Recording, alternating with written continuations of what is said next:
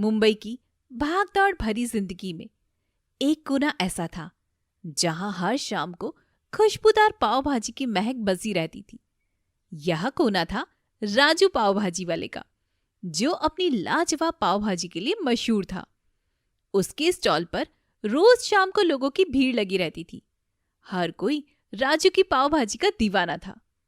पर राजू सिर्फ स्वादिष्ट पाव भाजी बनाने में ही नहीं, बल्कि अपने लालच के लिए भी प्रसिद्ध था। राजू को पैसे से बहुत ज्यादा मोह था और वह किसी भी कीमत पर पैसे कमाने का मौका नहीं छोड़ता था। उसे अपनी इस आदत पर बिल्कुल भी कंट्रोल नहीं था। वह पैसों के चक्कर में किसी और का बुरा होते हुए भी देख सकता था। राजू का स्टॉल दादर स्टेशन के पास था। राजू के ठेले पर स्टेशन से थके हारे काफी सारे यात्री आया करते थे। रोज सुबह राजू अपने ठेले को सजाता और शाम को पाव भाजी बनाने के लिए तैयार हो जाता। उसकी पाव भाजी की महक दूर दूर तक जाती थी। पाव भाजी के लिए राजू ने अपने मसाले और बटर का खास इस्तेमाल किया था, जो उसकी पाव भाजी को और भी ज्यादा खास बना देता था। एक दिन की बात है, जब राजू अपने स्टॉल पर पाव भाजी बनाने में व्यस्त था, तभी एक लड़का जिसका नाम रोहित था वहां आया और बोला, भैया, एक प्लेट पाव भाजी दे दीजिए। हाँ हाँ, क्यों नहीं, अभी लाया। राजू ने अपनी मशहूर पाव भाजी बनाई और रोहित को दी। रोहित ने पहली बार राजू की पाव भाजी खाई और वो भी इसका दीवाना हो गया। भैया, सच में आपकी पाव भाजी लाजवाब है। मैं रोज आऊंगा यहाँ। राजू को खुशी हुई और उसने सोचा कि यह लड़का रोज आएगा तो और भी ज्यादा कमाई होगी। दिन बीतते गए और राजू का लालच बढ़ता गया। अब उसका मन इतनी सी कमाई से नहीं भर रहा था। उसने सोचा कि क्यों ना कुछ ऐसा किया जाए जिससे उसकी कमाई और ज्यादा बढ़ सके। एक दिन उसने अपने पुराने दोस्त श्याम, जो होटल व्यवसाय में था, उससे बात की। श्याम भाई, मुझे एक आइडिया आया है। मैं अपनी पाव भाजी में कुछ ऐसा मिलाऊंगा कि लोग और भी ज्यादा चटकोरे लेकर खाएं और मेरी कमाई दुगनी हो जाए। राजू, देख, तुझे कोई ऐसा तरीका अपनाना चाहिए जिससे लोग तुझ पर और तेरी पाव भाजी पर विश्वास करें। मगर ध्यान रहे, अपनी कमाई बढ़ाने के चक्कर में कहीं इसमें कोई धोखाधड़ी ना हो। राजू को श्याम की बात समझ में नहीं आई। वह अपने लालच में अंधा हो चुका था। उसे बस चाहिए थे तो और पैसे, बहुत सारे पैसे।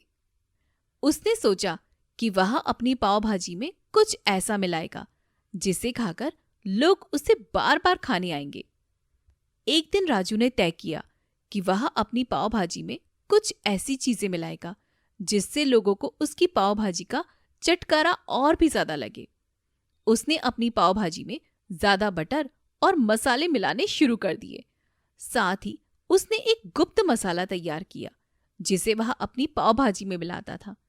यह राजू के अलावा और कोई नहीं जानता था कि उस गुप्त मसाले में क्या मिला हुआ है। धीरे धीरे उसकी पाव भाजी का स्वाद और भी ज्यादा बेहतरीन हो गया। लोग उसके स्टॉल पर खींचे चले आते। राजू की कमाई दिन दोगुनी रात चौगुनी बढ़ गई थी। लेकिन राजू को यह पता नहीं था कि उसका गुप्त मसाला लोगों की सेहत पर बुरा प्रभाव डाल रहा है। एक दिन रोहित को पाव भाजी खाने के बाद में पेट में तेज दर्द होने लगा। माँ, आज पता नहीं क्यों पाव भाजी खाने के बाद मेरे पेट में बहुत दर्द हो रहा है। बेटा, शायद कुछ गलत खा लिया होगा तूने। तूने कहां से पाव भाजी खाई थी? माँ, राजू भैया के यहाँ से। उनकी पाव भाजी बहुत मशहूर है और वो तो काफी सालों से पाव भाजी बना रहे हैं। माँ ने सोचा कि शायद कुछ गड़बड़ है और उसने रोहित को डॉक्टर के पास ले जाने का फैसला किया। डॉक्टर ने रोहित का अच्छे से चेकअप किया। चेकअप करने के बाद डॉक्टर ने बताया कि रोहित को फूड पॉइजनिंग हुई है। अब ये साफ हो चुका था कि राजू की पाव भाजी में कुछ ना कुछ तो ऐसा जरूर है जिसे कहकर ग्राहकों की तबीयत खराब हो रही थी। इस बीच राजू अपने स्टॉल पर रोज की तरह पाव भाजी बेच रहा था। अचानक पुलिस और स्वास्थ्य विभाग के अधिकारी उसके स्टॉल पर आ गए। राजू, हमें तुम्हारे खिलाफ शिकायत मिली है कि तुम अपनी पाव भाजी में कुछ ऐसा मिला रहे हो जिससे लोगों की सेहत पर बुरा असर पड़ रहा है। नहीं साहब, ऐसा कुछ नहीं है। मैं तो वही पुरानी पाव भाजी बना रहा हूँ। ये पाव भाजी तो पूरे मुंबई में फेमस है और लोग दूर दूर से इसे खाने मेरे पास आते हैं। क्या आप भी पाव भाजी लेंगे? पाव भाजी तो हम जरूर लेंगे, पर खाने के लिए नहीं। क्या मतलब साहब? अधिकारियों ने उसकी पाव भाजी का सैंपल लिया और लैब में दिया। रिपोर्ट में पाया गया कि राजू अपनी पाव भाजी में हानिकारक केमिकल मिला रहा था, जो लोगों की सेहत के लिए काफी ज्यादा नुकसानदायक था। राजू को जानबूझकर लोगों की सेहत के साथ खिलवाड़ करने के दोष में गिरफ्तार कर लिया गया और उसके स्टॉल को बंद कर दिया गया। राजू, तुम्हारे लालच ने तुम्हें इस हालत में पहुंचा दिया है। तुमने लोगों की सेहत के साथ खिलवाड़ किया है। अब तुम्हें सजा जरूर मिलेगी। राजू को अपनी गलती का एहसास हुआ। वह हाथ जोड़कर रोते हुए पुलिस अधिकारी से बोला, साहब, मुझे माफ कर दो। मुझे अपनी गलती का एहसास हो गया है। मैं आगे से ऐसा कुछ नहीं करूंगा। लेकिन तब तक बहुत ज्यादा देर हो चुकी थी। उसने अपनी गलती मान ली और कोर्ट में माफी मांगी। जज साहब, मुझे माफ कर दीजिए। मैंने लालच में आकर ये सब किया। पता नहीं मेरे दिमाग पर इतना लालच कैसे हावी हो गया कि मैं ये सब होता हुआ देख ही नहीं पाया। मुझे अपनी गलती का एहसास हो गया है। कोर्ट ने राजू को सजा सुनाई और कहा कि उसने लोगों की सेहत के साथ खिलवाड़ किया है, जिसकी कोई माफी नहीं हो सकती। कोर्ट ने राजू को उन सभी लोगों को उचित मुआवजा देने के लिए भी कहा, जिन सबकी हालत राजू की पाव भाजी खाने के कारण खराब हो गई थी। राजू, तुम्हारे इस लालच ने तुम्हें सजा दिलाई है, लेकिन यह सजा सिर्फ तुम्हारे लिए नहीं, बल्कि उन सभी के लिए एक सबक है जो लालच के चक्कर में अपने ईमान और मेहनत को भूल जाते हैं। राजू को जेल भेज दिया गया और उसके स्टॉल को हमेशा हमेशा के लिए बंद कर दिया गया। इस घटना से लोगों ने यह सीखा कि ईमानदारी और मेहनत ही सबसे बड़ी पूंजी है। लालच के चक्कर में आकर कभी भी अपने मूल्यों और सिद्धांतों को नहीं छोड़ना चाहिए। लोग जल्दी से अमीर होने के चक्कर में शॉर्टकट अपनाना तो चाहते हैं, पर उन्हें यह पता होना चाहिए कि सफलता केवल मेहनत करके ही हासिल की जा सकती है। राजू की कहानी ने सभी को यह सिखाया कि लालच का अंत हमेशा बुरा ही होता है। मेहनत और ईमानदारी से ही सफलता प्राप्त की जा सकती है। इस प्रकार लालची पाव भाजी वाले की कहानी ने लोगों को ईमानदारी और मेहनत का महत्व सिखाया और यह बताया कि लालच का परिणाम हमेशा विनाशकारी ही होता है।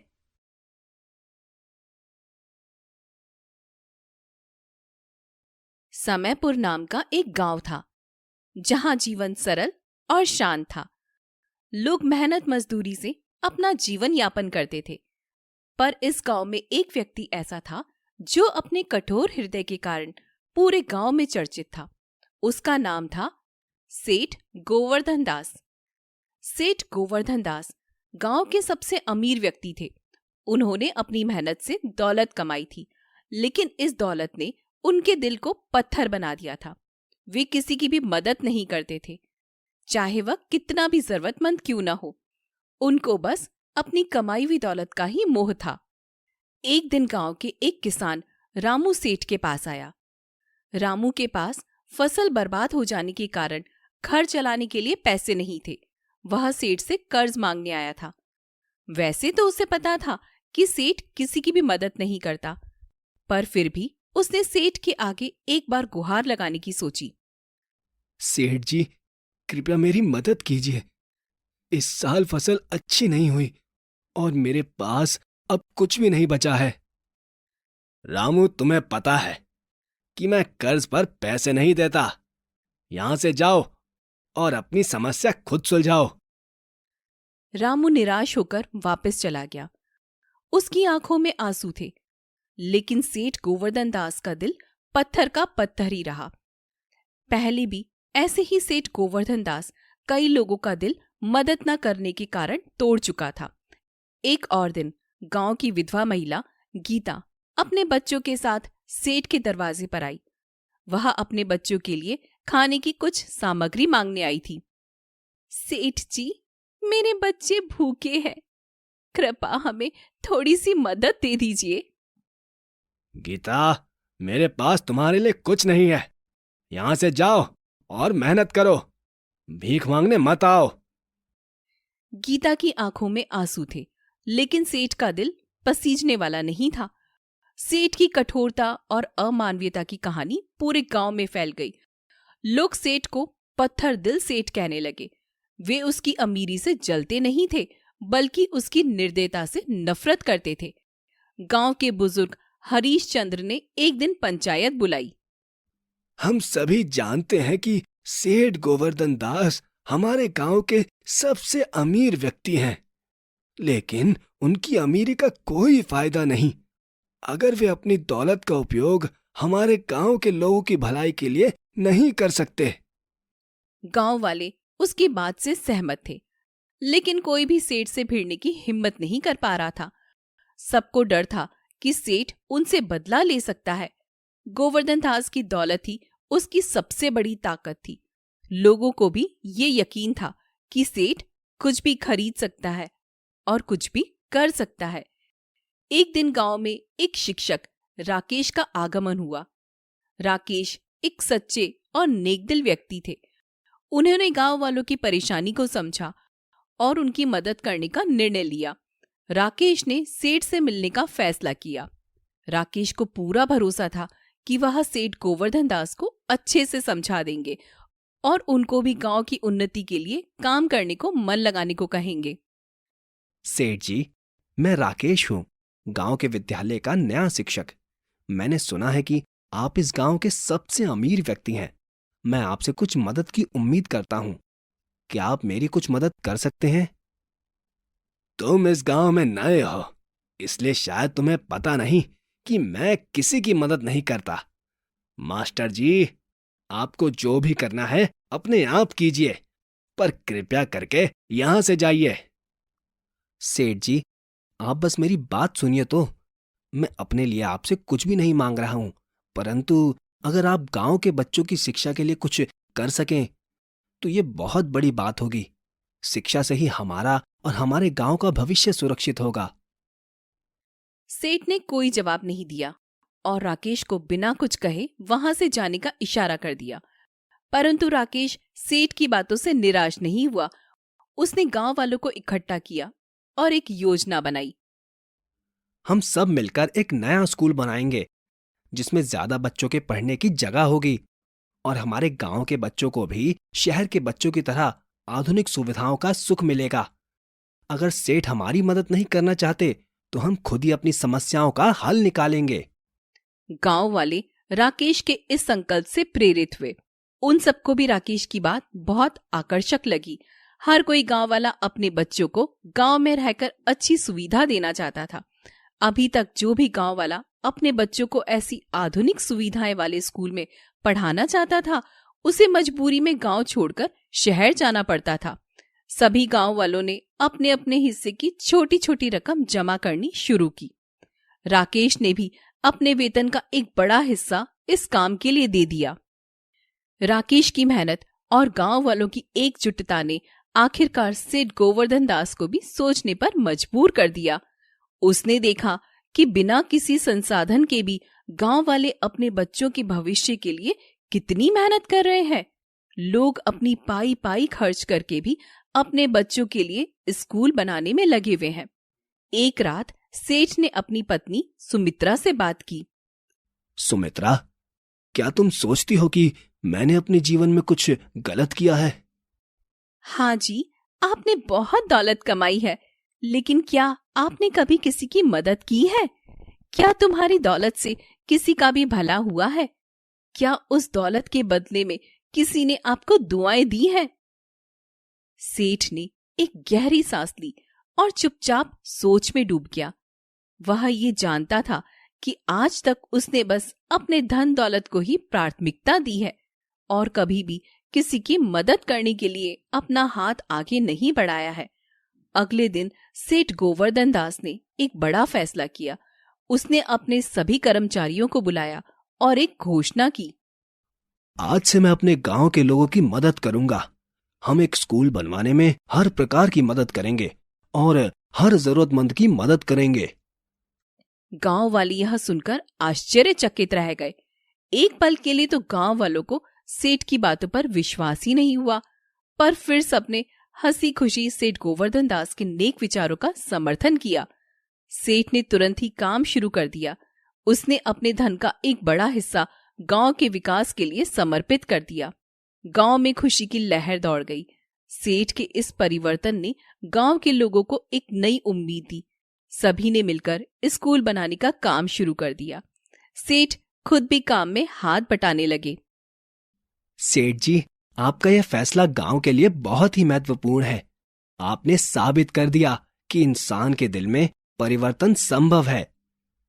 राकेश, तुम्हारी प्रेरणा और गांव वालों की मेहनत ने मुझे यह सिखाया है कि दौलत का असली महत्व तभी है जब वह दूसरों के काम आ सके, नहीं तो ये दौलत किसी भी काम की नहीं है। कुछ ही महीनों में स्कूल तैयार हो गया। गांव के बच्चों ने अपनी पढ़ाई शुरू कर दी। सेठ गोवर्धन दास का दिल अब पत्थर नहीं रहा। वह अब एक दयालु और नेक दिल इंसान बन चुका था। गांव में हर कोई अब सेठ का आदर करता था। उन्होंने साबित कर दिया कि चाहे दिल कितना ही कठोर क्यों न हो, सही मार्गदर्शन और प्रेरणा से उसे बदला जा सकता है। सेठ जी, आप वास्तव में हमारे गांव के हीरो बन गए हैं। आपने साबित कर दिया कि इंसानियत सबसे बड़ी दौलत है। धन्यवाद राकेश, तुमने मुझे सही रास्ता दिखाया। अब मेरा जीवन भी खुशियों से भर गया है। अब जो रात को चैन की नींद आती है, वो दौलत के बिस्तर के ऊपर सोकर भी नहीं आ सकती। गांव समयपुर में अब हर कोई खुश था। सेठ गोवर्धन दास के दिल का पत्थर अब पिघल चुका था और उसकी जगह अब एक दयालु और एक मददगार इंसान का दिल धड़क रहा था।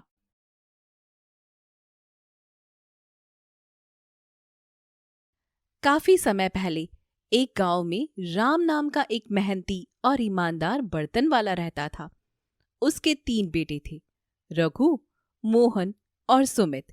राम ने अपने बेटों को हमेशा ईमानदारी और मेहनत का महत्व सिखाया, लेकिन उसका बड़ा बेटा रघु बहुत लालची था। बेटा, मेहनत का कोई विकल्प नहीं होता। जो मेहनत करता है वही सच्चा सुख पाता है। पिताजी, हम आपकी बात समझते हैं और हमेशा मेहनत से काम करेंगे। हाँ पिताजी, हमें मेहनत करने में ही सच्ची खुशी मिलती है। लेकिन रघु का मन कहीं और था। वह सोच रहा था कि कैसे जल्दी से ज्यादा पैसा कमाया जाए। एक दिन रघु गांव के एक व्यापारी से मिला। व्यापारी ने उसे जल्दी पैसा कमाने का एक तरीका बताया। रघु, अगर तुम जल्दी पैसा कमाना चाहते हो तो मेरे साथ व्यापार में हाथ मिलाओ।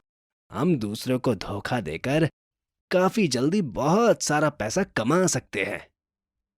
ये तो अच्छा तरीका है। मेहनत करने से अच्छा है कि चालाकी से जल्दी और ज्यादा पैसा कमाया जाए। यही सोचते हुए रघु अपने घर चला गया। घर लौटने पर राम ने देखा कि रघु कुछ सोच में डूबा हुआ है। क्या बात है रघु, तुम कुछ परेशान लग रहे हो। नहीं पिताजी, सब ठीक है। रघु ने व्यापारी के साथ जल्दी और ज्यादा पैसा कमाने के लालच में काम करने के लिए हाँ कर दिया। रघु ने व्यापारी के साथ मिलकर व्यापार करना शुरू कर दिया। उन्होंने गांव के लोगों को धोखा देना शुरू किया और उनसे ज्यादा पैसा वसूला। देखो व्यापारी जी, हमें यहाँ से जल्दी ज्यादा पैसा कमाना है। तुम चिंता मत करो रघु, बस मेरा बताया हुआ तरीका अपनाओ। कुछ समय बाद रघु के पास काफी पैसा हो गया, लेकिन उसके लालच ने उसे और भी ज्यादा अधिक लालची बना दिया। वो कहते हैं ना, एक बार किसी इंसान के मन में लालच आ जाए तो वह इंसान लालच के जाल में फंस के और ज्यादा लालची बनता जाता है। अब वह अपने ही परिवार को धोखा देने लगा। एक दिन मोहन और सुमित ने देखा कि रघु के पास अचानक से बहुत पैसा आ गया है, जिसे रघु के व्यवहार और हाव भाव में देखा जा सकता था। भाई, तुम्हारे पास इतना पैसा कहाँ से आया? हमें सच बताओ रघु। तुम लोग मेरी चिंता मत करो, मैंने मेहनत से कमाया है। हम जानते हैं कि तुम झूठ बोल रहे हो। राम ने अपने बच्चों की ये सारी बातें सुनी और बहुत दुखी हुआ। रघु बेटा, लालच से कभी सुख नहीं मिलता। तुमने जो किया वो गलत है। ईमानदारी का रास्ता ही सही होता है। पिताजी, आप हमेशा अपनी पुरानी बातें दोहराते रहते हैं। आजकल के जमाने में ईमानदारी से कुछ नहीं मिलता। फिर एक दिन रघु का सच सबके सामने आ गया और रघु के धोखे का पर्दाफाश हो गया, जिसकी वजह से गांव वालों ने उसे सजा देने का निर्णय लिया। रघु ने हमें धोखा दिया है, इसे सजा मिलनी चाहिए। नहीं, मुझे माफ कर दो, मैंने गलती की है। उतने में राम भी वहां आ गया और राम ने गांव वालों से माफी मांगी और रघु को समझाया। मैं इसकी तरफ से आप सभी गांव वालों से माफी मांगता हूं। मेरे बेटे ने गलती की है, पर अब आज के बाद ये कभी भी कुछ नहीं करेगा। इस बात की जिम्मेदारी मैं लेता हूं। पिताजी, मुझे माफ कर दीजिए। मैंने लालच में आकर सब कुछ बर्बाद कर दिया। इतना कहकर रघु की आंखों में आंसू आ गए, जिसे देख राम ने रघु को कहा, बेटा, गलती हर किसी से होती है, लेकिन सच्चाई और ईमानदारी का रास्ता हमेशा ही सही होता है। रघु ने सबक सीखा और फिर से मेहनत और ईमानदारी का रास्ता अपनाया। गांव के लोगों ने भी उसे माफ कर दिया और राम के परिवार में फिर से खुशी लौट आई। रघु ने अपने भाइयों से माफी मांगी और उन्हें अपने लालच के कारण हुए नुकसानों के बारे में बताया। मोहन, सुमित, मुझे माफ कर दो। मैंने लालच में आकर आप सबको बहुत दुख पहुंचाया। भाई, हम जानते हैं कि तुमने गलती की है, लेकिन हम तुम्हें माफ करते हैं। माफी की बात नहीं है भैया। आपको अपनी गलती का एहसास है और अब आप सच्चाई और ईमानदारी की राह पर आगे चल रहे हैं, तो हम सबको इसके अलावा और क्या चाहिए? हमारा परिवार फिर से एक हो गया है। रघु ने व्यापारी के साथ सभी संबंध तोड़ दिए और अपने पिताजी के साथ फिर से काम करना शुरू कर दिया। उसने अपने लालच से सीखा हुआ सबक कभी नहीं भुलाया और मेहनत करके ईमानदारी के साथ अपना सारा काम करते हुए सबके साथ अच्छे से रहने लगा। पिताजी, मैं अब आपकी बात समझ गया हूं। मेहनत और ईमानदारी ही सच्ची दौलत है। बेटा, मैं जानता था कि तुम एक दिन मेरी बात को समझोगे। रघु ने अपनी मेहनत और ईमानदारी से गांव में सबकी मदद करना शुरू किया। गांव वाले भी उसे फिर से सम्मान देने लगे। अब रघु सबकी नजरों में अपने पिता की ही तरह एक अच्छा इंसान बन गया था। रघु, तुमने अपनी गलतियों से बहुत कुछ सीखा है। हमें तुम पर गर्व है। आप सबका धन्यवाद। मैं हमेशा आपकी सेवा में रहूंगा। रघु की कहानी गांव के लोगों को सुनाई जाने लगी ताकि वे भी लालच के बुरे परिणामों से सीख सकें और बचपन से ही अच्छे और बुरे में फर्क समझकर बेहतर, ईमानदार और अच्छे इंसान बन सके। बच्चों, हमेशा याद रखना कि लालच बुरी बला है। सबको लालच से हमेशा दूर रहना है और सच्ची मेहनत करके ईमानदारी की राह पर चलकर जीवन जीना है। मेहनत और ईमानदारी ही सच्ची दौलत है।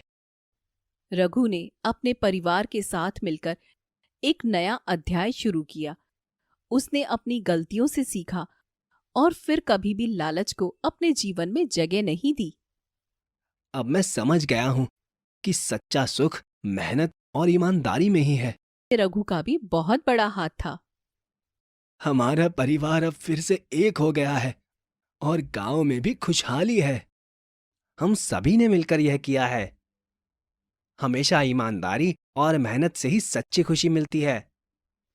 रघु की कहानी एक स्थायी सीख बन गई। उसने अपने जीवन से सबको यह सिखाया कि लालच का अंत हमेशा बुरा होता है, और ईमानदारी और मेहनत का फल मीठा होता है। रघु की कहानी हमें हमेशा याद रहेगी और हमें सबको हमेशा प्रेरित करती रहेगी। राम के परिवार की कहानी नई पीढ़ियों को प्रेरित करती रही। बच्चों ने मेहनत और ईमानदारी का महत्व समझा और अपने जीवन में अपनाया। हम हमेशा मेहनत और ईमानदारी से ही काम करेंगे और किसी भी तरह के लालच को खुद के या किसी के मन में नहीं आने देंगे। राम और उसके बेटों ने मिलकर यह साबित किया कि सच्चाई और ईमानदारी की हमेशा जीत होती है। उसके गांव में फिर से खुशी और समृद्धि आ गई। मेहनत और ईमानदारी का फल हमेशा मीठा होता है। इससे सुखी और आनंदित जीवन और कहीं भी नहीं है। पिताजी, आपने हमें सच्चा रास्ता दिखाया है और आपकी दी हुई शिक्षा ही मुझे लालच से ईमानदारी के सही रास्ते पर लेकर आई है। लालची बेटे की इस कहानी से हमें यह सीख मिलती है कि लालच बुरी बला है और सच्चाई और मेहनत का कोई विकल्प नहीं है। मेहनत से कमाया हुआ धन ही टिकाऊ और सुखद होता है।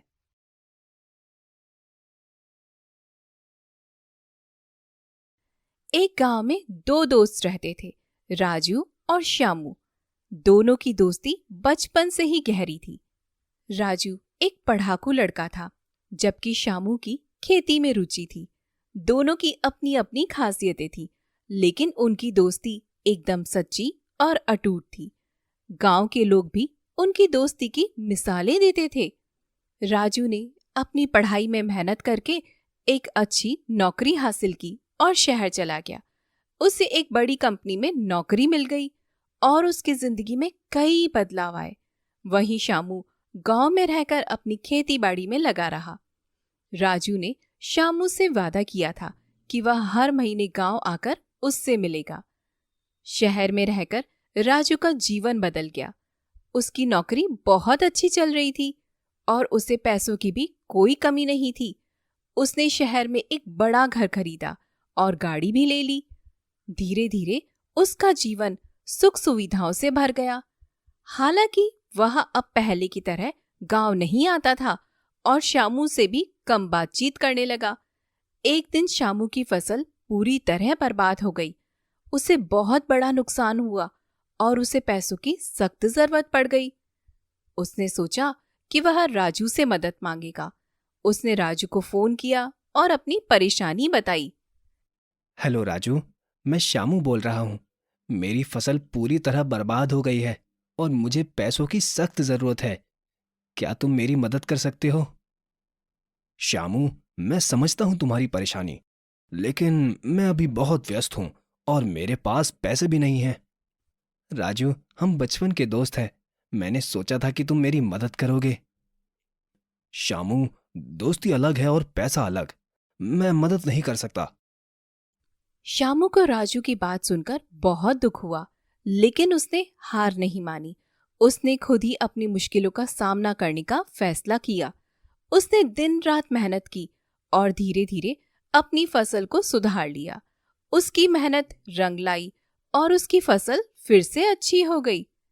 इस बीच राजू की कंपनी में कुछ समस्याएं आ गईं और उसे अपनी नौकरी से हाथ धोना पड़ा और राजू को बहुत सारे प्रयासों के बाद भी कहीं भी काम नहीं मिला। अब राजू के पास भी पैसे नहीं बचे थे और उसे पैसों की सख्त जरूरत थी। उसने सोचा कि अब वह श्यामू से मदद मांगेगा।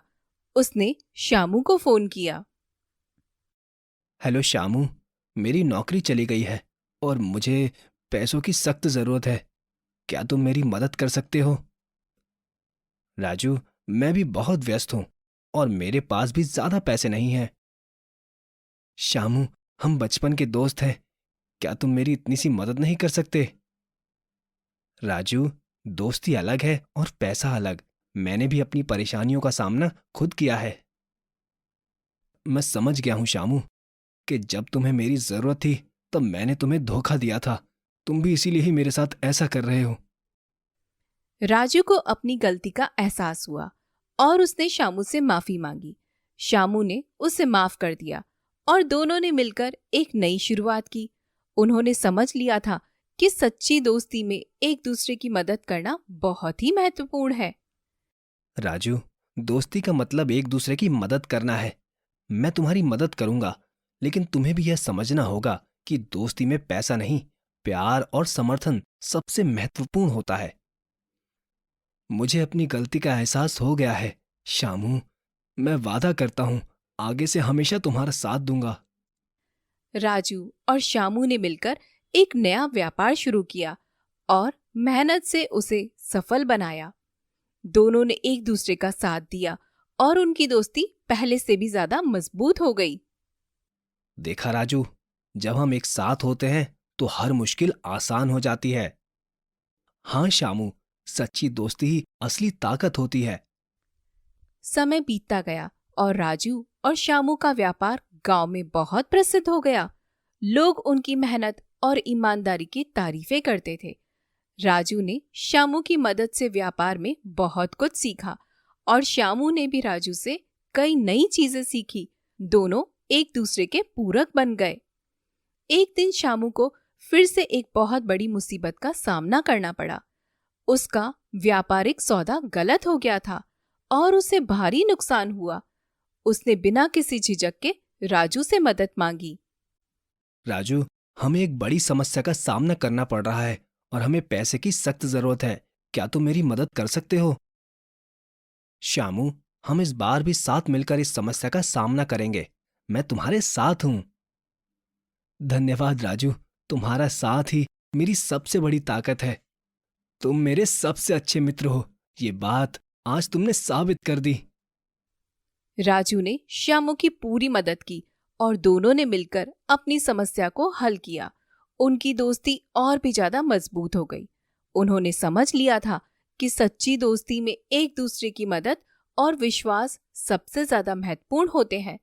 राजू और श्यामू ने अपनी मेहनत और ईमानदारी से अपने व्यापार को नई ऊंचाइयों तक पहुंचाया। वे दोनों एक दूसरे के साथ खड़े रहते और उनकी दोस्ती की मिसालें गांव और शहरों दोनों में दी जाने लगी। उनके व्यापार से गांव में खुशहाली आई। उन्होंने गांव के लोगों की मदद की और उनके जीवन को बेहतर बनाया।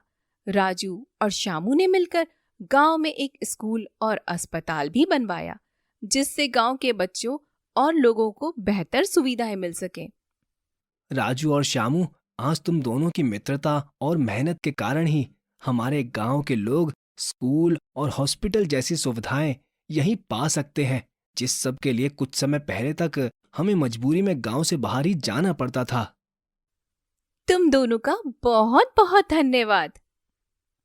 राजू और शामू ने समझ लिया था कि शिक्षा और सहयोग ही समाज की प्रगति का आधार है। उन्होंने गांव के बच्चों की शिक्षा के लिए कई नई योजनाएं बनाई और उन्हें मुफ्त में शिक्षा दी। उन्होंने खेती के नए नए तरीके भी गांव के किसानों को सिखाए, जिससे उनकी फसलें अच्छी होने लगी। शामू, हमने मिलकर गांव को एक नई दिशा दी है। अब हमारा कर्तव्य है कि हम इसे और भी बेहतर बनाए। हाँ राजू, हमें मिलकर ही आगे बढ़ना है और गांव के लोगों की मदद करनी है और एकता में कितना बल होता है, यही सबको दिखाना है। हालांकि राजू और शामू की जिंदगी में एक और मोड़ आया जब उनके व्यापार में एक नया व्यक्ति शामिल हुआ। वह व्यक्ति बहुत चालाक था और उसने उनके विश्वास का गलत फायदा उठाया। उसने उनके व्यापार में धोखाधड़ी की और बहुत सारे पैसे लेकर वहां से भाग गया। राजू, हमें अब समझ आ गया है कि हमें किसी पर भी आंख मूंदकर विश्वास नहीं करना चाहिए। हमें सावधानी बरतनी होगी। राजू और शामू ने फिर से अपनी मेहनत और ईमानदारी से अपने व्यापार को संभाला। उन्होंने इस घटना से सबक लिया और भविष्य में और भी ज्यादा सतर्क हो गए। उनकी दोस्ती और भी ज्यादा गहरी हो गई और उन्होंने एक दूसरे को और भी ज्यादा समझा और हमेशा एक दूसरे का साथ दिया। राजू, हम हर मुश्किल का सामना साथ मिलकर करेंगे। जब तक हम दोनों एक दूसरे के साथ हैं, कोई भी हमें नहीं हरा सकता। हाँ शामू, हमारी दोस्ती ही हमारी सबसे बड़ी ताकत है। राजू और शामू ने एक नई शुरुआत की और अपने व्यापार को फिर से खड़ा किया। उनकी मेहनत और लगन से उन्होंने फिर से सफलता हासिल की। उन्होंने गांव के लोगों की मदद करना नहीं छोड़ा और हमेशा सभी गांव वालों का साथ दिया। राजू और श्यामू ने अपने बच्चों को भी सच्ची दोस्ती और मेहनत का महत्व सिखाया। उन्हें यह सिखाया कि सच्चे दोस्त हमेशा एक दूसरे के साथ खड़े रहते हैं और किसी भी मुश्किल का सामना साथ मिलकर करते हैं।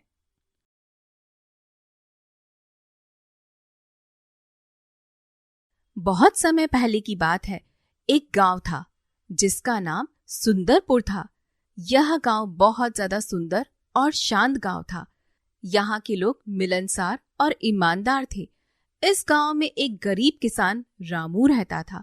रामू बहुत ही मेहनती और सच्चा इंसान था, लेकिन उसकी आर्थिक स्थिति अच्छी नहीं थी। वह दिन रात मेहनत करता और अपने परिवार का पालन पोषण करता। गांव के बाहर एक पुराना खंडर था जिसके बारे में बहुत कम लोग जानते थे। यह खंडर गांव के इतिहास का हिस्सा था, लेकिन समय के साथ इसके बारे में लोगों ने बातें करना छोड़ दिया था। रामू जब भी अपने खेतों की ओर जाता तो वह इस खंडर के पास से गुजरता था। एक दिन रामू अपनी खेती का काम समाप्त करके वापस लौट रहा था। अचानक उसकी नजर खंडर की एक दीवार पर पड़ी, जहां एक छोटी सी चमकती हुई चीज उसे दिखाई दी। उसने करीब जाकर देखा तो उसने पाया कि वहां पर एक तालाबंद संदूक था। ये क्या हो सकता है? इस खंडर में एक तालाबंद संदूक। कहीं इसमें कोई खजाना तो नहीं? रामू ने उस संदूक को उठाया और घर ले आया। उसने सोचा कि इस संदूक में कुछ महत्वपूर्ण चीज हो सकती है। उसने अपने परिवार को इसके बारे में बताया और सभी ने मिलकर संदूक खोलने का प्रयास किया। संदूक का ताला बहुत ज्यादा मजबूत था, लेकिन रामू ने वो ताला तोड़ दिया। संदूक के अंदर बहुत सारे सोने और चांदी के सिक्के थे। रामू और उसका परिवार उसे देखकर दंग रह गए। उन्होंने इतना सारा धन पहले कभी नहीं देखा था। रामू ने सोचा कि यह धन उसकी सभी समस्याओं को हल कर सकता है। उसने अपने परिवार से कहा कि इस धन को सोच समझकर उपयोग करेंगे। देखो, हमारे पास अब बहुत सारा धन है। हमें इसे सोच समझकर उपयोग करना चाहिए ताकि हमारे जीवन में सुधार आ सके। जी हाँ, आप बिल्कुल ठीक कह रहे हैं। हमें इस धन से अपने बच्चों की शिक्षा और अपने भविष्य के लिए कुछ बचत करनी चाहिए। रामू ने यह खजाना गांव के किसी और व्यक्ति को नहीं बताया। अगर गांव वालों को पता चला तो वे मुझसे लड़ने लगेंगे और यह धन मेरे लिए मुसीबत बन जाएगा। उसने अपनी जिंदगी में थोड़ा बदलाव लाया और अपने परिवार को बेहतर सुविधाएं देने लगा। गांव में रामलाल नाम का एक व्यक्ति था जो बहुत चालाक और लालची था। उसे रामू की नई जिंदगी देखकर शक हुआ। उसने सोचा कि रामू के पास जरूर कोई खजाना है। उसने रामू पर नजर रखनी शुरू कर दी और उसे पता चला कि रामू के पास सच में बहुत सारा धन है। रामू, तुम्हारी जिंदगी में अचानक इतना बदलाव कैसे आ गया? क्या तुमने कोई खजाना पा लिया है? रामलाल, मैंने कड़ी मेहनत की है और अब उसका फल मिल रहा है। ये तो बहुत ही अजीब बात है। रामलाल ने सोचा कि वह रामू से यह खजाना छीन लेगा। उसने अपने दोस्तों को मिलाकर एक योजना बनाई। उसने रामू को बदनाम करने और उसका खजाना चुराने का षड्यंत्र रचा। उसने गांव के लोगों के बीच अफवाह फैला दी कि रामू ने किसी तरह से अवैध धन कमाया है।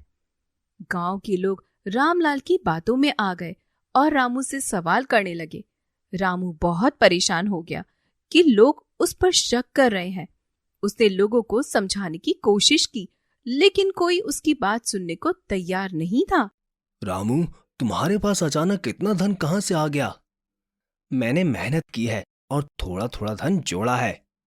नहीं, हमें लगता है कि तुमने कोई गलत तरीका अपनाया है। रामू ने सोचा कि अब उसे सच बताना ही पड़ेगा। उसने गांव के प्रमुख को बुलाकर सारी सच्चाई बताई कि उसने खंडर में एक संदूक पाया था जिसमें यह सारा धन था। गांव के प्रमुख ने सबको यह बात बताई और लोगों को समझाया कि रामू ने कुछ भी गलत नहीं किया है। गांव के लोगों ने जब सच्चाई सुनी तो उन्होंने रामू को माफ कर दिया और उसे सहारा देने का वादा किया। रामलाल का षड्यंत्र नाकामयाब हो गया और गांव वालों ने उसे गांव से निकाल दिया। रामू ने सोचा कि अब वह इस धन का सही उपयोग करेगा और गांव के लोगों की भी मदद करेगा। रामू, हम तुम्हें माफ करते हैं और हमें खुशी है कि तुमने सच बताया। अब हमें मिलकर इस धन का सही उपयोग करना चाहिए। धन्यवाद। मैं भी चाहता हूं कि इस धन से हमारे गांव का भला हो। रामू ने गांव के लोगों के साथ मिलकर उस धन का उपयोग गांव के विकास के लिए किया। उन्होंने गांव के सभी जरूरतमंद लोगों के लिए कपड़े, खाना और रहने का इंतजाम किया। उन्होंने गांव के लोगों की जरूरत की सभी सुविधाएं देनी शुरू की। रामू के प्रयासों से गांव में शिक्षा का स्तर बढ़ा और लोग स्वस्थ रहने लगे। गांव के बच्चे अब स्कूल जाने लगे और पढ़ाई में रुचि दिखाने लगे। गांव के लोग रामू का धन्यवाद करने लगे और उसकी ईमानदारी और मेहनत की तारीफ करने लगे। रामू, तुम्हारे प्रयासों से हमारा गांव अब बहुत बदल गया है। हाँ, तुम्हारी मेहनत और ईमानदारी ने हमें एक नई राह दिखाई है। हालांकि रामू की जिंदगी में एक और चुनौती आई जब गांव में सूखा पड़ गया। लोगों की फसलें बर्बाद होने लगी और पानी की कमी हो गई। रामू ने सोचा कि इस समस्या का समाधान भी मिलकर किया जा सकता है। रामू ने गांव के लोगों के साथ मिलकर सूखे का समाधान खोजने की कोशिश की। उन्होंने जल संरक्षण के उपाय अपनाए और तालाबों की खुदाई की। उन्होंने नई तकनीकियों का उपयोग करके पानी की समस्या का समाधान निकाला। हम मिलकर इस सूखे का सामना करेंगे। हमें जल संरक्षण के उपाय अपनाने होंगे और नए तरीके सीखने होंगे। हम तुम्हारे साथ हैं रामू। हमें यकीन है कि हम इस समस्या का समाधान जरूर निकाल लेंगे। रामू और गांव के लोगों के प्रयासों से सूखे का समाधान निकला और उनकी फसलें फिर से हरी भरी होने लगी। गांव में खुशहाली लौट आई और लोग फिर से रामू की प्रशंसा करने लगे। रामू ने अपनी मेहनत और ईमानदारी से साबित कर दिया कि कोई भी समस्या असंभव होती है तो उसे सही तरीके से हल करना होता है। रामू ने अपने गांव के लोगों के साथ मिलकर एक समिति बनाई जो गांव के विकास के लिए काम करती थी। इस समिति ने गांव में कई प्रोजेक्ट शुरू किए और गांव को एक नई दिशा दी। लोग रामू की नेतृत्व क्षमता की तारीफ करने लगे और उसे अपना आदर्श मानने लगे। रामू की कहानी हमें यह सिखाती है कि मेहनत और ईमानदारी से किसी भी समस्या का समाधान निकाला जा सकता है। हमें कभी भी किसी के बारे में बिना सोचे समझे राय नहीं बनानी चाहिए और सच्चाई का साथ देना चाहिए। रामू की तरह हमें भी अपनी जिंदगी में हर चुनौतियों का सामना साहस और धैर्य से करना चाहिए। रामू और गांव के लोगों ने मिलकर अपनी जिंदगी को बेहतर बनाया और आने वाली पीढ़ियों के लिए एक उदाहरण प्रस्तुत किया। उसकी मेहनत और ईमानदारी ने उन्हें एक नई पहचान दी और उनकी कहानी सभी के लिए प्रेरणा का स्रोत बनी।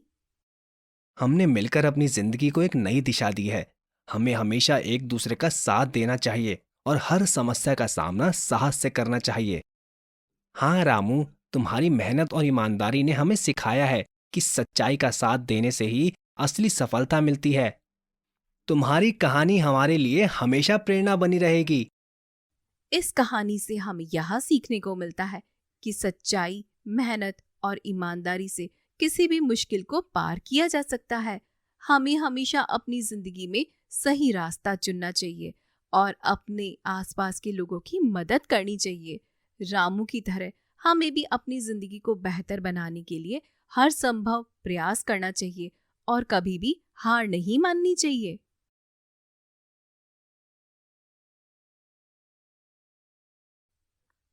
सूरज ढल रहा था और छोटे से गांव में शाम की हलचल शुरू हो गई थी। गांव के चबूतरे पर लोग जमा हो रहे थे। इसी चबूतरे पर गांव के 3 प्रमुख पात्र भी आ चुके थे।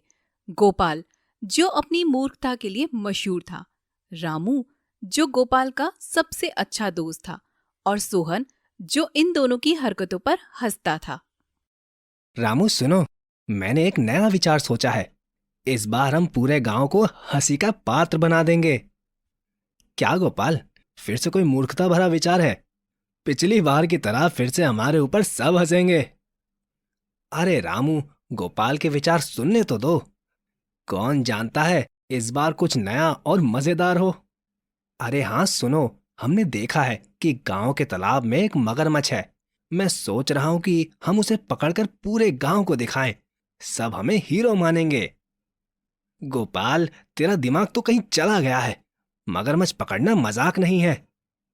अरे रामू, बस हमें थोड़ी सी हिम्मत दिखानी होगी। सोचो, अगर हम सफल हो गए तो सब हमें महान समझेंगे।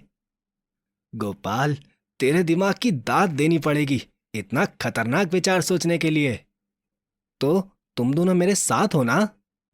रामू और सोहन एक दूसरे की ओर देखते हैं और हंसते हैं। चलो एक बार कोशिश कर ही लेते हैं, क्या पता हम भी हीरो बन जाएं। अगली सुबह तीनों दोस्तों ने योजना बनाई कि वे तालाब के पास जाकर मगरमच्छ को पकड़ेंगे। वे अपनी योजना के अनुसार कुछ रस्सियां, लकड़ियां और एक बड़ा जाल लेकर तालाब के किनारे पहुंचे। ठीक है, रामू तुम जाल पकड़ो और सोहन तुम लकड़ियां। हम इसे तालाब में डाल देंगे और जैसे ही मगरमच्छ आएगा हम उसे फंसा लेंगे। गोपाल, ये सब करना आसान नहीं होगा। अरे डरते क्यों हो, मैं हूं ना। गोपाल, तुम तो वाकई बहुत हिम्मत वाले हो। तीनों ने मिलकर जाल तालाब में डाल दिया और इंतजार करने लगे। कुछ समय बाद पानी में हलचल होने लगी। गोपाल देखो, कुछ हो रहा है। श्श्श, शांत रहो। अचानक मगरमच्छ ने जाल में फंसने की कोशिश की और तीनों ने पूरी ताकत से जाल को खींचना शुरू किया। गोपाल, ये तो बहुत भारी है। तुम बस हिम्मत रखो और जाल खींचते रहो। लेकिन जाल इतना भारी था कि वे उसे खींच नहीं पा रहे थे। अचानक जाल टूट गया और तीनों तालाब में गिर गए। तालाब में गिरते ही तीनों दोस्तों को एहसास हुआ कि उनका विचार कितना मूर्खता भरा था। मगरमच्छ ने उनके पास आते ही उन्हें डर के मारे बाहर की ओर तैरना शुरू कर दिया। गोपाल, हमें यहां से निकलना होगा। जल्दी करो वरना हम फंस जाएंगे। तीनों किसी तरह तैरकर तालाब से बाहर निकले और भागते हुए गांव की ओर दौड़े। गांव पहुंचकर उन्होंने अपनी सारी घटना गांव वालों को बताई। तुम तीनों वाकई में मूर्ख हो। मगरमच्छ पकड़ने का विचार भी कोई सोचता है क्या? हमें माफ कर दो, हमसे गलती हो गई। आप समझे बैल बुद्धि का क्या नतीजा होता है। तीनों दोस्तों ने हंसते हुए अपनी मूर्खता को स्वीकार किया और सबने मिलकर हंसी ठिठोली में शाम बिताई। कुछ दिन बाद तीनों दोस्तों ने अपनी मूर्खता से सीख ली और तय किया कि अब वे कोई भी योजना बनाने से पहले अच्छी तरह से सोच विचार करेंगे। लेकिन गोपाल की मूर्खता कहाँ मानने वाली थी। रामू, सोहन, इस बार मैंने एक और नया विचार सोचा है। गोपाल, अब क्या सोचा है? फिर से कुछ मूर्खता तो नहीं करने वाले हो? सुन लेते हैं, क्या इस बार कुछ समझदारी हो? इस बार हम बहुत बड़ी पतंग बनाएंगे, इतनी बड़ी कि पूरा गांव देख सकेगा। पतंग? अरे गोपाल, पतंग उड़ाना तो आसान है, पर इतनी बड़ी पतंग बनाने का क्या मतलब है? अरे तुम लोग समझ नहीं रहे। हम इसे गांव के मेले में उड़ाएंगे, सब हमारे बारे में बातें करेंगे। चलो एक बार कोशिश कर ही लेते हैं। पतंग उड़ाने में तो कोई खतरा नहीं है।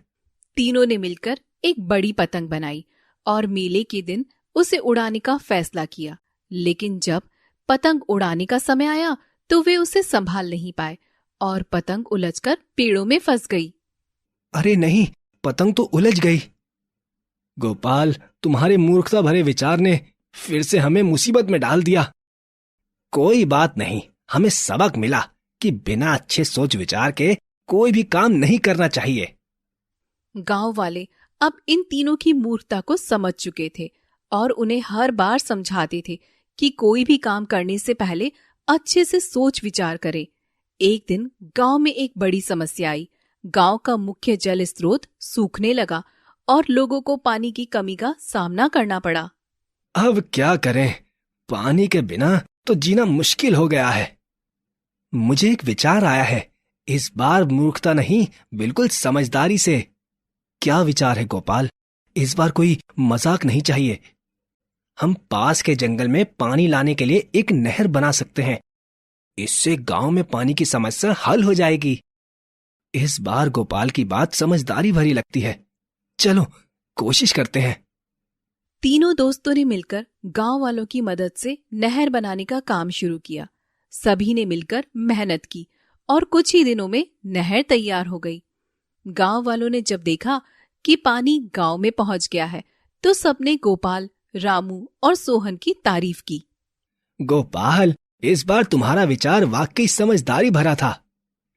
धन्यवाद। हमें सीख मिली कि बिना सोच विचार के कोई काम नहीं करना चाहिए।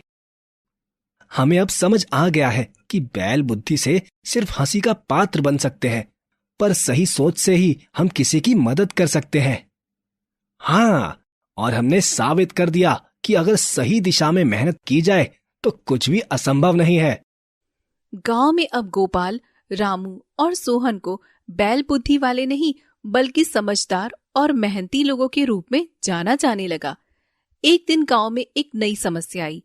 गांव के पास के जंगल में आग लग गई थी, जो धीरे धीरे गांव की ओर बढ़ रही थी। गोपाल, रामू, सोहन, हमें तुम्हारी मदद की जरूरत है। अगर समय रहते उसे बुझाया नहीं गया तो गांव खतरे में आ जाएगा। घबराओ मत, हम कुछ ना कुछ उपाय जरूर निकालेंगे। हाँ, इस बार हम सब मिलकर आग बुझाने का प्रयास करेंगे। हमें पानी की बाल्टियां, मिट्टी और झाड़ू की जरूरत होगी। तीनों दोस्तों ने मिलकर गांव वालों को संगठित किया और सबने मिलकर आग बुझाने का काम शुरू किया। उनकी मेहनत और सही दिशा में काम करने से आग पर काबू पाया गया और गांव सुरक्षित रहा। आग बुझाने के बाद गांव के सरपंच ने गोपाल, रामू और सोहन को बुलाया और उन्हें सम्मानित किया। तुम तीनों ने गांव को बड़ी मुसीबत से बचाया है। तुम्हारी समझदारी और मेहनत की दाद देनी पड़ेगी। धन्यवाद सरपंच जी, हमें खुशी है कि हम गांव की मदद कर पाए। हमने सीखा है कि सही दिशा में मेहनत और समझदारी से कोई भी मुश्किल हल की जा सकती है। हाँ, और अब हमें खुद पर विश्वास हो गया है कि हम किसी भी मुश्किल का सामना कर सकते हैं। अब गोपाल, रामू और सोहन ने तय किया कि वे गांव की भलाई के लिए हमेशा तैयार रहेंगे। उन्होंने नई नई योजनाएं बनाई और गांव के विकास में अपना योगदान दिया। रामू, सोहन, अब हम मूर्ख बुद्धि वाले नहीं, बल्कि समझदार लोग कहलाएंगे। बिल्कुल, हमने अपनी गलतियों से सीखा और अब हम बेहतर इंसान बन चुके हैं। आओ मिलकर गांव का विकास करें और इसे एक आदर्श गांव बनाएं। तीनों दोस्तों ने मिलकर गांव के विकास में अपनी मेहनत और समझदारी लगाई और गांव को एक नई दिशा दी। गोपाल, रामू और सोहन की कहानी ने यह साबित कर दिया कि बैल बुद्धि से भले ही हंसी का पात्र बन जाए, लेकिन सही सोच, मेहनत और समझदारी से ही असली हीरो बना जा सकता है। उनकी कहानी गांव के लोगों के लिए प्रेरणा बन गई और सबने मिलकर एक आदर्श गांव का निर्माण किया।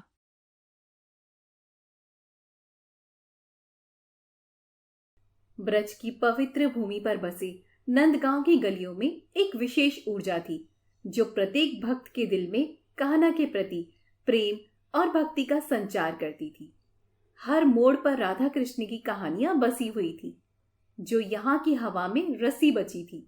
लेकिन इस कहानी की मुख्य नायिका थी राधिका, जिसे पूरे गांव में कान्हा की दीवानी के नाम से जाना जाता था। परंतु गांव के कुछ लोग ऐसे भी थे जिनको यह सब केवल पागलपन ही लगता था। क्यों राधिका, क्या आजकल भी तुम कान्हा की भक्ति में ही लगी रहती हो या कुछ पढ़ना लिखना भी शुरू किया है?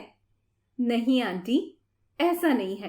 पढ़ाई लिखाई तो मैं करती ही हूँ, पर कान्हा से मेरा लगाव तो उससे भी काफी ऊपर है। गांव की गलियों में बसे छोटे से मंदिर की तरफ राधिका हर रोज जाती थी। वह मंदिर के पुजारी जी से बहुत स्नेह करती थी, जिन्हें वह अपने दादाजी जैसा मानती थी। राधिका मंदिर की सीढ़ियों पर बैठी कान्हा की मूर्ति की ओर देख रही थी। उसकी आंखों में गहरा स्नेह था, मानो उसकी आत्मा कान्हा में विलीन हो चुकी थी। दादाजी, क्या आपको लगता है कि कान्हा कभी मेरे सपनों में आएंगे? मैं उनसे बहुत कुछ पूछना चाहती हूँ। ऐसा क्या पूछना चाहती हो तुम कान्हा जी से? मुझे भी बताओ, शायद मैं तुम्हारे सवालों का कुछ जवाब दे सकूं। दादाजी, मेरे सवालों का जवाब केवल कान्हा जी ही दे सकते हैं। इसलिए मैं उनका केवल इंतजार ही करती रहती हूँ, और जब तक कान्हा जी मुझे मिलने नहीं आ जाते, तब तक मैं उनकी भक्ति इसी प्रकार करती रहूंगी। बेटी, सच्ची भक्ति में बड़ी शक्ति होती है। कान्हा अपने सच्चे भक्तों को कभी निराश नहीं करते। तुम प्रतीक्षा करो, कान्हा अवश्य तुम्हें दर्शन देंगे। दादाजी, क्या आपने कभी कान्हा जी को देखा है? स्वयं तो मैंने भी आज तक कान्हा जी को नहीं देखा है, पर कई किस्से कहानियां जरूर सुनी हैं। मैंने सुना है कि कान्हा जी जिसे भी दर्शन देते हैं, वह उनकी भक्ति से प्रसन्न होकर ही देते हैं, और वह भक्त भी कान्हा जी के दीवाने हो जाते हैं। राधिका ने दादाजी की बातों को दिल से लगा लिया और मन ही मन यह संकल्प किया कि वह अपने कान्हा से कभी अलग नहीं होगी। राधिका दिन पे दिन मंदिर में ज्यादा समय बिताने लगी। उसके माता पिता चिंतित थे, लेकिन वे समझते थे कि उसकी भक्ति सच्ची है। एक दिन उसके माता पिता ने राधिका से बात करने का सोचा। राधिका बेटी, तू सारा दिन मंदिर में रहती है, तेरी पढ़ाई लिखाई का क्या होगा बेटा? तुझे अपना भविष्य भी तो बनाना है। माँ, कान्हा जी मेरा भविष्य है। मैं उन्हीं में सब कुछ देखती हूँ, मेरी पढ़ाई भी, मेरा जीवन भी। अब मैं अपने आप को कान्हा की भक्ति से दूर नहीं कर सकती हूँ माँ। राधिका के पिता भी उसकी भक्ति से काफी ज्यादा प्रभावित थे, लेकिन वे उसकी माँ की चिंता को भी समझते थे। राधिका, हम तुझे रोक नहीं सकते, लेकिन ये याद रखना कि जीवन में अन्य पहलुओं को भी समझना जरूरी है, नहीं तो तुम जीवन में काफी पिछड़ जाओगी। राधिका ने अपने माता पिता की बातों को ध्यान से सुना, लेकिन उसके मन में कान्हा की भक्ति इतनी गहरी थी कि वह इन बातों से विचलित नहीं हुई। एक दिन नंद गांव में एक बड़े कीर्तन का आयोजन हुआ। राधिका ने उस कीर्तन में भाग लेने का निश्चय किया। वह कीर्तन के लिए बहुत ज्यादा उत्साहित थी और अपनी सहेली सुधा को भी साथ में लेकर आई थी। राधिका, तुझे देखकर मुझे ऐसा लगता है कि तेरी भक्ति में सचमुच कुछ खास बात है। कान्हा की भक्ति तो हम सभी करते हैं, पर कान्हा की तुम जैसी भक्ति कोई नहीं कर सकता। सुधा, जब तुम भी कान्हा की भक्ति में डूब जाओगी, तो यह सब तुम्हें भी महसूस होगा। कान्हा की मुस्कान में ही मेरी दुनिया है। ऐसा कोई दिन नहीं हो सकता जब मैं कान्हा के बगैर अपना कोई भी काम करूं। कीर्तन में राधिका की भक्ति का उत्साह देखते ही बनता था। वह अपने दिल से कान्हा की स्तुति करती थी। उसकी आंखों से बहते आंसू उसकी सच्ची भक्ति का प्रमाण थे। और राधिका की भक्ति और गहरी होती गई। उसने खुद को कान्हा की सेवा में पूरी तरह से समर्पित कर दिया। गांव के लोग उसे कान्हा की दीवानी कहकर पुकारने लगे। एक दिन राधिका को सपना आया, जिसमें कान्हा ने उसे दर्शन दिए। वह सपना इतना ज्यादा सजीव था कि जब राधिका जागी तो उसे लगा कि वह सचमुच कान्हा के साथ थी। कान्हा, कान्हा, आपने मुझे दर्शन दिए। यह सपना नहीं हो सकता, यह तो सच था। कान्हा, कान्हा बिल्कुल मेरे सामने ही थे। राधिका ने अपना सपना अपने माता पिता और पुजारी जी को बताया। सबने उसे सच्ची भक्ति का फल बताया। बेटी, यह तुम्हारी भक्ति का ही परिणाम है। तुम धन्य हो जो कान्हा ने तुम्हें दर्शन दिए। मैंने तुम्हें पहले भी बताया था कि कान्हा हर किसी को दर्शन नहीं देते। तुम्हारी भक्ति में सच में वो शक्ति है जिससे कान्हा ने तुम्हें दर्शन दिए। अब तुम्हारी भक्ति और भी प्रबल हो जाएगी। राधिका के जीवन का अब एक ही उद्देश्य था, अपने कान्हा के प्रति अटूट प्रेम और सेवा। एक दिन गांव में एक मेला लगा। राधिका ने सोचा कि कान्हा के लिए कुछ विशेष खरीद कर लाया जाए। वह मेले में गई। उसने मेले में इधर उधर देखा। उसकी नजर एक दुकान में रखी सुंदर मुरली पर गई और उसने दुकानदार से वह सुंदर मुरली खरीद ली। वह मुरली बेहद खूबसूरत थी उसमें मोर पंख भी लगा हुआ था। कान्हा, यह मुरली आपके लिए है। मुझे पूरा विश्वास है कि आप इसे बजाकर मुझे आशीर्वाद जरूर से देंगे। राधिका ने वह मुरली मंदिर में कान्हा की मूर्ति के पास रख दी। उसकी आंखों में अद्भुत चमक थी, मानो उसने अपने जीवन की सबसे महत्वपूर्ण चीज पाली हो। रात में जब सब सो गए तो राधिका को कान्हा की मुरली की धुन सुनाई दी। वह धुन इतनी मधुर थी कि वह भागकर मंदिर में गई। वहां उसने देखा कि कान्हा की मूर्ति में से प्रकाश निकल रहा है और मुरली अपने आप बज रही थी। कान्हा, आपने मेरी मुरली स्वीकार कर ली। मुझे पता था कान्हा कि आप मेरी दी हुई मुरली को जरूर से बजाओगे और इसकी धुन मुझे जरूर सुनने को मिलेगी। मैं धन्य हो गई कान्हा, मैं धन्य हो गई। यह घटना गांव भर में फैल गई और लोग राधिका की भक्ति को सराहने लगे। राधिका के जीवन में अब कोई भी और उद्देश्य नहीं बचा था। वह पूरी तरह से कान्हा की भक्ति में लीन हो गई। वह दिन रात मंदिर में रहती और कान्हा की आराधना करती। एक दिन राधिका बीमार पड़ गई। उसके माता पिता और गांव के लोग चिंतित हो गए। राधिका बेटी, तू इतनी कमजोर क्यों हो गई है? तू कान्हा की भक्ति में इतना लीन हो गई कि तूने खुद का ध्यान रखना बिल्कुल छोड़ दिया। हमें तुझसे बहुत प्यार है बेटा। माँ, मैं कमजोर नहीं हूँ। मैं तो बस अपने कान्हा से मिलने की तैयारी कर रही हूँ। पुजारी जी भी उसे आशीर्वाद देने आए। बेटी, तुमने जो भक्ति की है वह अनंत है। कान्हा ने तुम्हें चुना है। तुम्हारा मिलन उनके साथ निश्चय है। राधिका की आंखों में एक अजीब सी शांति थी। उसने अपने कानों को महसूस किया और धीरे धीरे उसकी सांसें थमने लगी। गांव के लोग राधिका की इस अंत के बाद भी उसकी भक्ति को भूल नहीं सके। उसने कान्हा के प्रति जो प्रेम दिखाया वह आज भी गांव में एक प्रेरणा के रूप में जिंदा था। मंदिर के पुजारी जी ने राधिका के नाम पर मंदिर का नामकरण कर दिया। अब वह मंदिर राधिका कान्हा मंदिर के नाम से जाना जाने लगा। राधिका ने हमें सिखाया है कि सच्ची भक्ति क्या होती है। उसकी भक्ति में इतनी शक्ति थी कि उसने अपने कान्हा को पा लिया। गांव के लोग अब उस मंदिर में और भी अधिक श्रद्धा से आते और राधिका की भक्ति की मिसाल देते।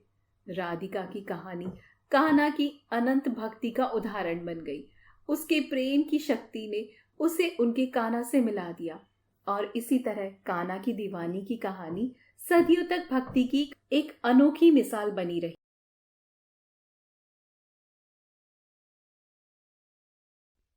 बिहार के एक छोटे से गांव में रामलाल अपने परिवार के साथ रहता था। रामलाल एक गरीब किसान था। उसका परिवार पत्नी सीता, बेटा गोविंद और बेटी गीता सब मिलकर मुश्किल से 2 वक्त की रोटी जुटा पाते थे। गांव के लोग हर साल बाढ़ के डर से जीते थे। नदी के किनारे बसे इस गांव में बाढ़ आना आम बात थी।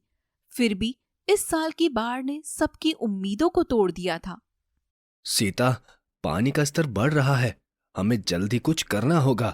अगर हमने फैसला करने में देरी की तो हम मुश्किल में फंस सकते हैं। हाँ जी, मैंने भी सुना है। गोविंद और गीता को जल्दी से उठा दो। हमें अपने जरूरी सामान पैक कर लेने चाहिए। पिताजी, क्या हुआ? इतनी सुबह सुबह क्यों उठा दिया? आज तो मेरा स्कूल भी नहीं है। बेटा, बाढ़ का पानी बढ़ रहा है। हमें जल्दी से अभी और इसी वक्त गांव छोड़ना होगा। माँ, हमें क्या होगा? हम कहाँ जाएंगे माँ? हम अपने घर वापस आ पाएंगे ना माँ? घबराओ मत मेरी बेटी, भगवान सब देख रहे हैं।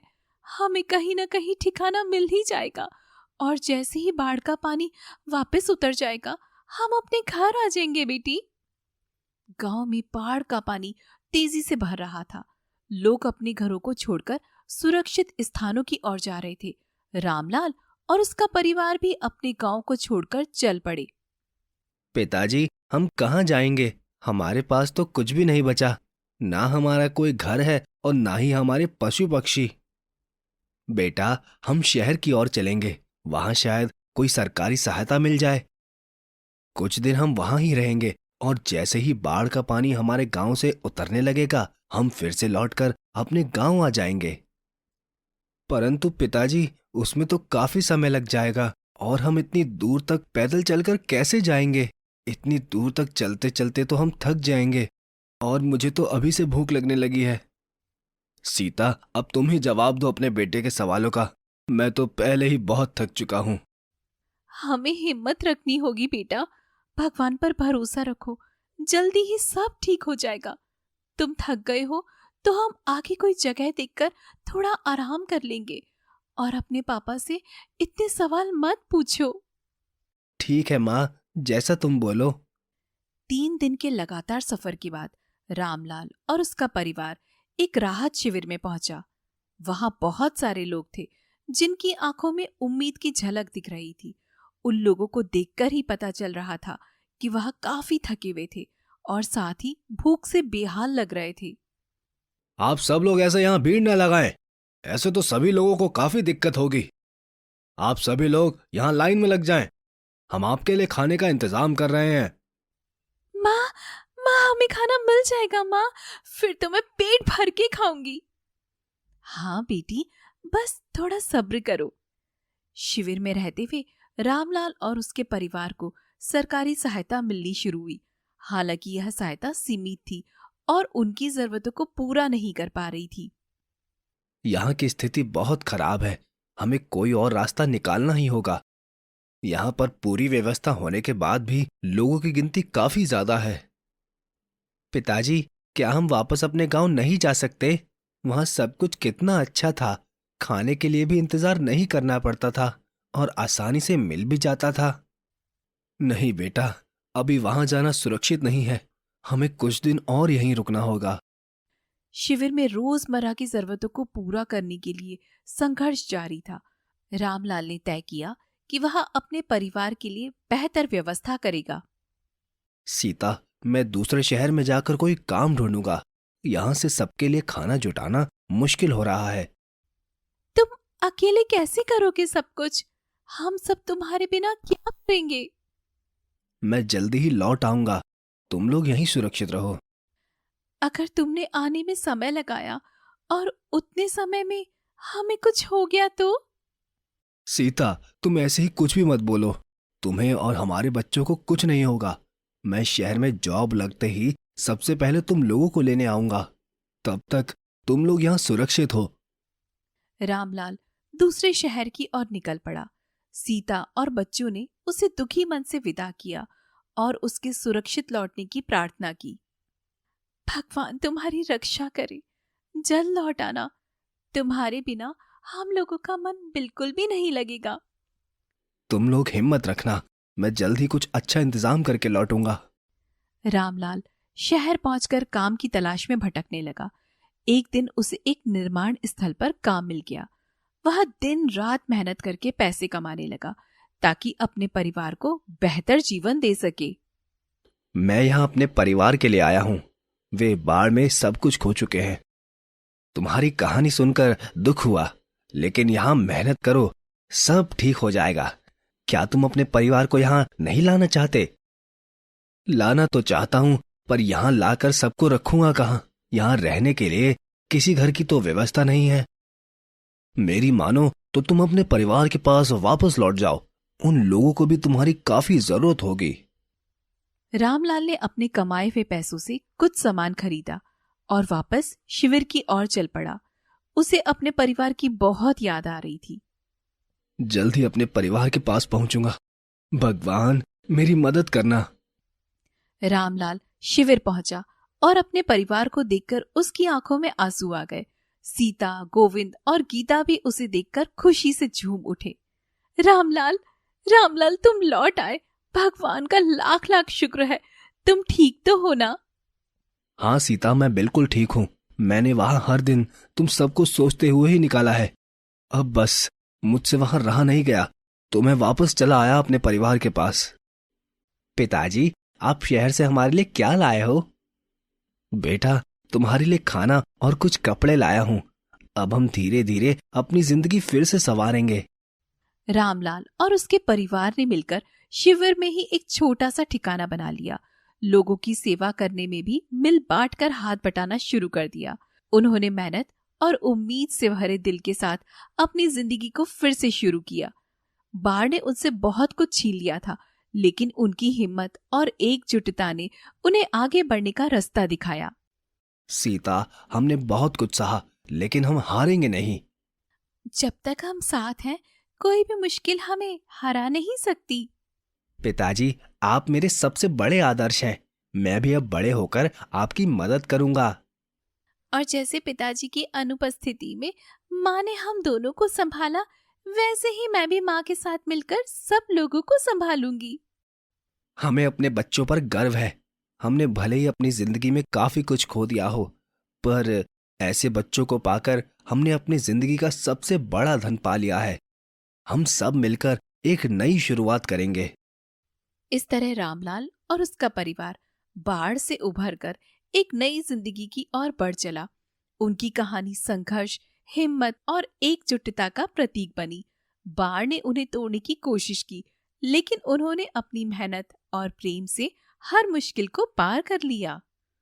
हेलो दोस्तों, हमारे इस चैनल को सब्सक्राइब करने के लिए यहाँ क्लिक कीजिए। Thank you.